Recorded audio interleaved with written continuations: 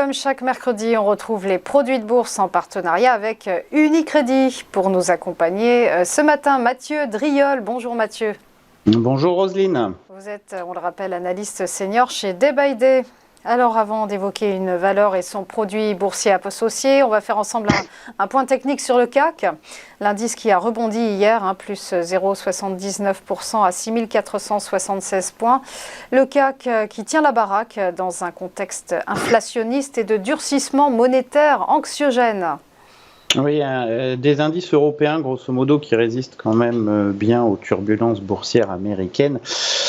C'est pas évident en ce moment de trouver de réelles tendances, de réelles dynamiques, notamment sur l'indice français.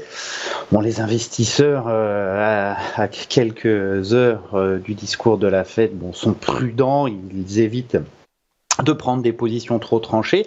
On voit néanmoins que cela fait 2 fois que les cours tentent d'enfoncer 6384 correspondant à la borne basse du gap haussier ouvert en mars et qu'à chaque fois les cours produisent des mèches basses. Des mèches basses, cela veut dire que des acheteurs reviennent en fait défendre avec conviction cette zone. Donc on a donc une zone basse de consolidation qui est défendue par des acheteurs.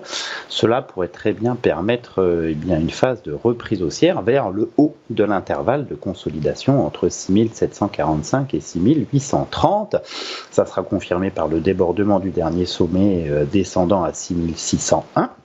Donc un biais légèrement haussier tant qu'on est au-dessus de 6384 avec peut-être une pression haussière qui finirait par s'exercer sur l'indice français. Mathieu, vous allez nous parler à présent d'Accor, la valeur du groupe hôtelier que vous avez choisi de nous présenter. Alors ça va mieux pour le leader européen du secteur. Le titre reprend un peu de vigueur ces dernières semaines après le rebond spectaculaire de ses activités, à savoir plus 85% en annuel. Oui, alors pas évident, comme je disais, de trouver de réelles tendances haussières dynamiques. Mon choix s'est porté sur Accor car la configuration semble s'améliorer effectivement depuis quelques semaines graphiquement sur cet horizon de temps en données hebdomadaires. Les cours, effectivement, sont toujours sous la pression de la moyenne mobile à 200 semaines descendantes, mais celle-ci ne fait plus réellement baisser les cours. Il s'approche de ces niveaux. Il pourrait poursuivre le rebond entamé depuis le mois de mars dernier en direction du plus haut de l'intervalle d'évolution de moyen terme à 35,90, puisque depuis mars, effectivement, on a une tentative de construction haussière avec 2 creux ascendants à 23,34 et 26,89, donc un biais légèrement haussier pour le titre Accor sur cet horizon de temps hebdomadaire. Et avec ce contexte, cette stratégie peut se mettre en place avec quelle sorte d'objectif ?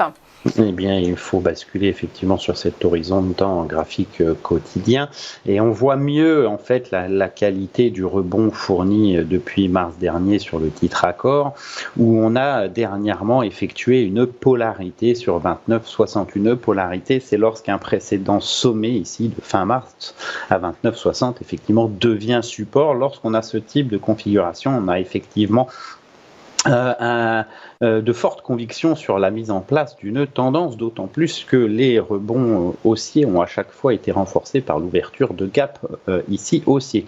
On a franchi la moyenne mobile à 100 jours qui de résistance est devenue support, ça a apporté un petit soutien supplémentaire et cela permet de viser le sommet de mi-février à 34,40 avec une petite cible intermédiaire à 33. Donc un mouvement haussier qui devrait se poursuivre sur le titre Accor.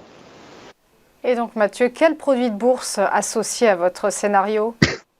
Si vous pensez comme nous que les chances de hausse d'Accor sont les plus importantes, vous pouvez vous porter sur le turbo illimité Best Call de Mnemo M627T, une parité de 0,10, une échéance ouverte, un levier un petit mais de 5,6 pour une barrière désactivante à 26,12. Le scénario alternatif, effectivement, est donc une baisse du titre Accor Si vous anticipez cela, vous pouvez sélectionner le turbo illimité best put de Mnemo 5496T, une parité à 0,20, une échéance ouverte, un levier à 9,3 pour une barrière désactivante à 34,72.